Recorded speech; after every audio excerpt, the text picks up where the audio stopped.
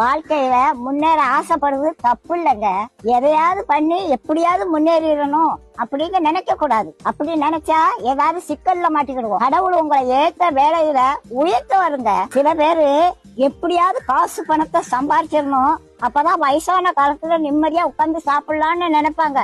வயசான காலத்துல காசு பணம் எல்லாம் இருக்கும், ஆனா ஒன்னும் அனுபவிக்க முடியாது. பாட்டி வீட்டுல ஒரு எலி ரொம்ப நாளா தொண்டை பண்ணிக்கிட்டு இருந்தது. அதை எப்படியாவது பிடிச்சிருந்தேன்னு கூண்டுக்குள்ள ஒரு தேங்காய் துண்டை குத்தி வச்சேன். ஒரு 9 மணிக்கு சத்தம் கட்டுச்சு, எலி மாட்டிக்கிட்டுச்சு. சரி இருக்கட்டும், காலையில எந்திரிச்சு காட்டு பக்கத்துல கொண்டு திறந்து விடுவோம் அப்படின்னு நினைச்சு தூங்கிட்டேன். காலையில பார்த்தா எலி உள்ளதான் இருந்துச்சு.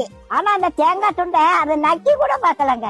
எப்படி வச்சானோ அது அப்படியே இருந்துச்சு. ராத்திரி முழுவதும் உள்ளதான் இருந்துச்சு. அந்த தேங்காய் துண்டை திங்கலாம்ல, அதுக்கு மரண பயம் வந்துட்டு அதனால தேங்காய் துண்டை திங்கிறதுக்கு மனசு வரல. அதுக்கு தேங்காய் துண்டை விட நம்ம உயிர் பிழைச்சா போதும்னு அது இருந்துச்சு. அதே மாதிரிதாங்க காசு பணத்தை சேர்த்து வச்சாங்க.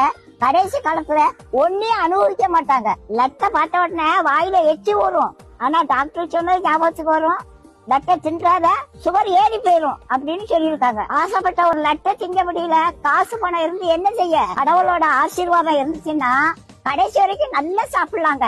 நாளைய தினத்தை குறிச்சு கவலைப்படாதீங்க. அந்தந்த நாளைக்கு அந்தந்த நாளோட பாடு போதுங்க. இன்னைக்கு சாப்பாடு கொடுத்த கடவுள் நாளைக்கு சாப்பாடு கொடுப்பாரு. நீதி நேர்மை உண்மை உத்தமமா மட்டும் வாழுங்க. கடவுள் ஒரு நாளும் உங்களுக்கு ஒரு குறையும் வைக்க மாட்டாங்க.